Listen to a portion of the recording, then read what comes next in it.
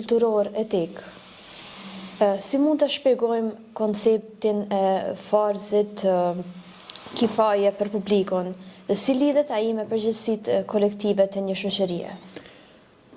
Farzi kifaje. Po, edhe mu më ka interesu të di se qëfar në shteti si mas fetarës. Shteti është i shenjtë, thuhet vakaf, dhe më thonë është i shenjtë.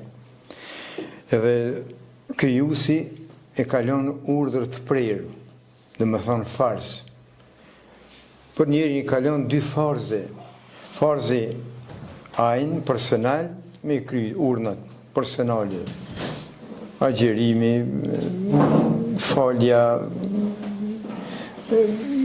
ajo lëvizjet e tij në shoqëri, kalon urdhën e prerë personale, mirë për krahas saj jep edhe urdhën e prerë kifaje, dhe më thonë urdhë i prerë që quhet kifaje, urdhën e Zotit, që për shtetin të vdiset në mbrojtjen e tij. Edhe armikut në front nuk i kthehet shpina. Dhe më thonë, aq është e precizume. Mandej, kush vdes për atë dheun,